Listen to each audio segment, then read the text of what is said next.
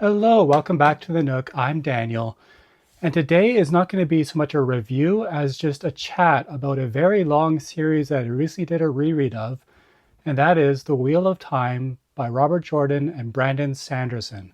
So here is book one, The Eye of the World by Robert Jordan, and here is the much bigger book 14, A Memory of Light by Robert Jordan and Brandon Sanderson. So why are there two authors? Well, this is a 14 book series. It's quite big. And Robert Jordan wrote the first 11. And then in 2007, he sadly passed away. And his widow contacted the author Brandon Sanderson to ask if Sanderson wanted to finish The Wheel of Time. So Sanderson took the notes for the final book and split it into books 12, 13, and 14. And I'll just be talking about this whole series spoiler free, just mentioning what it's about and all the lore, because there's a lot of world building. But before I really get into it, I'm just going to read off what the names of the other books are. I have all the paperbacks, but I didn't want to haul all of that over here and stack them up and show all the paperbacks because that's a lot. I'd have to put that all back on my shelf anyway. So what I'll do is the back of the books kind of have a list of all the books that are in the series. So I'll just read that to you. So like I said, book one is The Eye of the World. Book two is The Great Hunt. Book three is The Dragon Reborn. Book four is The Shadow Rising. Book five is The Fires of Heaven. Book six is Lord of Chaos. Book seven is A Crown of Swords. Book eight, The Path of Daggers. Book nine, Winter's Heart. Book 10, Crossroads of Twilight.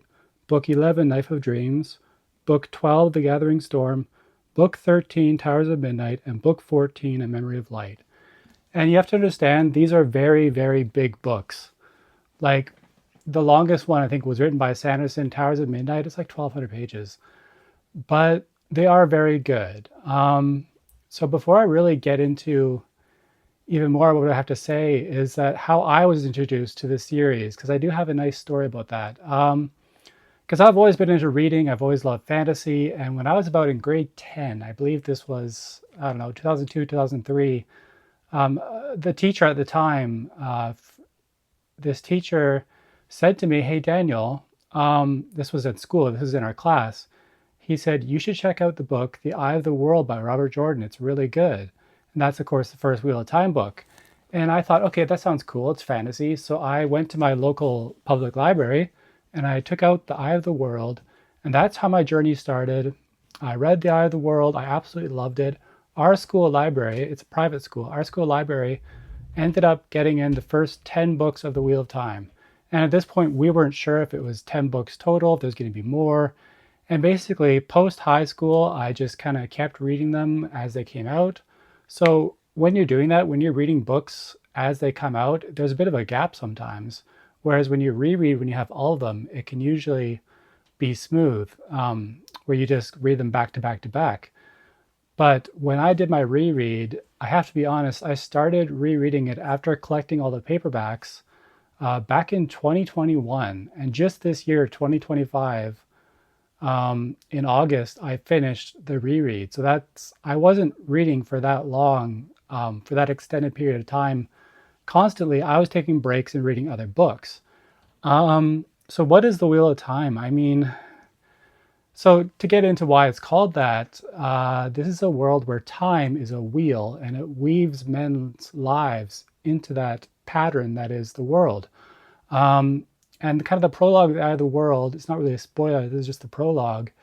It talks about a young man named Lews Therin who has magical power and he ends up losing his mind, killing the people he loves, and he ends up breaking the world. And within this world, there is also a Dark One, the Dark Lord. He's kind of the evil presence. And there's prophecies, and they call Lews Therin the dragon. The prophecies are that there are going to be a man called the Dragon Reborn who will be prophesied to save the world, but also break the world again. And he has to strive against the Dark One, against the evil. So this is a story of good versus evil. And you follow a few characters. So Eye of the World kind of starts us off in a little village called Emond's Field. Think of the Shire from Lord of the Rings, except instead of Gandalf, you have Moraine. And Moraine is in an order of people called Aes Sedai. And Aes Sedai, and this review is going to be all over the place because it's such a big story. But the Aes Sedai are these women that live in a place called the White Tower, and they're trained in the magic of saidar. Saidar is the female half of the One Power. saidin is the male half of the One Power. The reason Lews Therin went crazy and killed people is because saidin is tainted from the Dark One. So the male half of One Power is dangerous, and men can go crazy and kill people, whereas the saidar isn't tainted. So saidar, the women can use freely, and they learn in the White Tower.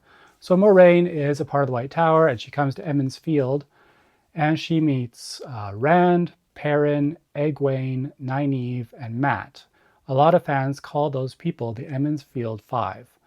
So this is the core group that you're following, and some of them, like Nynaeve, go on to become Aes Sedai. Egwene has quite a destiny on her, but the biggest destiny is on Rand, and that's all I'm going to say about Rand as far as destiny, because there's a certain thing that Rand becomes, but if you're going to read this story for the first time, I highly suggest figuring out for yourself. I'm not going to tell you who Rand is completely or what Rand's destiny is, but let's just say he has a big destiny.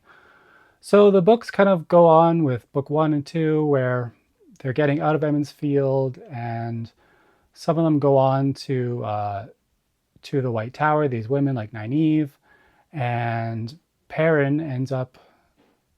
Actually, Perrin has a very interesting arc where I don't know if I don't think it's a huge spoiler. Perrin becomes what's known as a wolf brother, so he can send his thoughts out to wolves. He can have a dream where he becomes a wolf, and that kind of factors in throughout the book of Perrin. And there's lots of relationships. So you see there's a bit of a romantic connection with Rand and Egwene, but you see as the books go on, pretty early on, you see that Rand and Egwene aren't really meant to be. And who Rand ends up with and who Egwene ends up with, I won't spoil. Let's just say they all kind of have their relationships.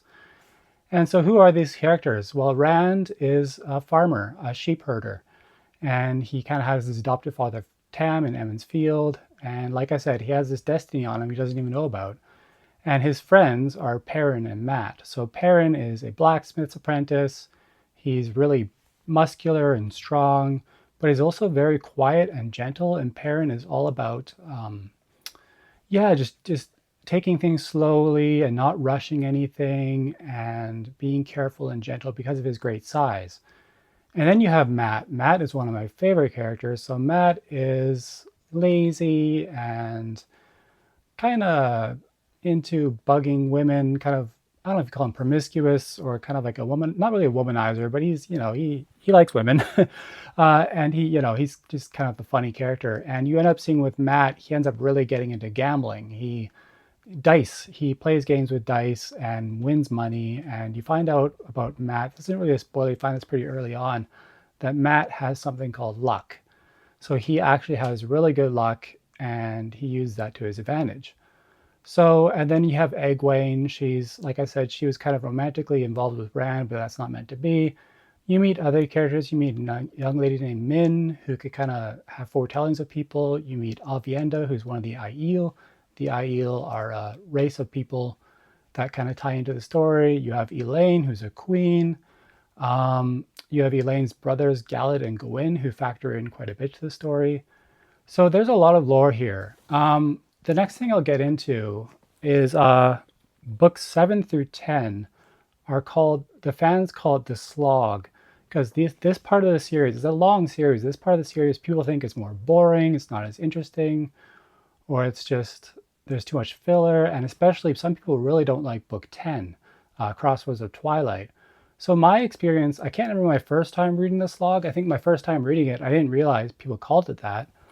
On top of that, my second time reading through the slog, I feel like it's not a slog. I feel like there was actually a lot of really good character moments, some really good story moments. And yeah, so at its core, this is an epic story with huge world building that really centers around good versus evil, about the forces of good against the Dark One who's trying to twist the world to his own pattern. And yeah, I can add a few things, like there's the Dark One has servants called the Forsaken. The Forsaken are super powerful in the One Power, and people have to end up kind of fighting them. There's a lot of battle. There's a lot of, it's just a really good story. Yeah, so I highly recommend if you haven't read The Wheel of Time, it is a commitment. There's 14 books, but they're all available. Obviously, you wouldn't have to buy them all. You can use the library. I bought the paperbacks, but I always buy books. So I just found The Wheel of Time, reading through it again, it was a really good experience. I really loved it. And just seeing the characters' journeys, where Rand starts in book one is much different than where he's at by book 14. And you could say the same about Perrin and Mat as well. But yeah, um, what else could I really touch on? I mean, I that's basically it. It's these people that are setting out to end up basically saving the world from evil and the forces of evil. So I should mention that Tolkien, of course, had orcs. So the expendable minions in the Wheel of Time are actually Trollocs. They can be kind of human sized, but they have like horns, like maybe a bull, or like a goat, but they're just twisted creatures that the Dark One uses, and they're the fodder for the good people to destroy. And then you do have the Murdral, who are these terrifying creatures that also serve the shadow. So you kind of get to see there's the evil and the good, and they clash. And so, yeah, my favorite book in this series is probably, I really like The Eye of the World. That one is one of my favorites, but I would say A Memory of Light is really good. And I just want to say the cover artist for Memory Light, Michael Whalen, he did all of the cover art for Stormlight Archive by Brandon Sanderson. And he only did the cover for Memory of Light for Wheel of Time. The rest of the covers were Daryl K. Sweet, I think his name is, who does a lot of good classic fantasy covers. But I've gone for a long time here. This is my longest video, I think, so far. So if you're listening and this sounds interesting and you want to pick it up, go for it. It's just a big commitment. Doesn't matter. You could take as long as me or shorter. But I'm just saying it's a really good story. And I think I've gone on long enough. So remember to like and subscribe. And let me know if you're going to check out The Wheel of Time. And remember, you're always welcome at the Nook. Bye.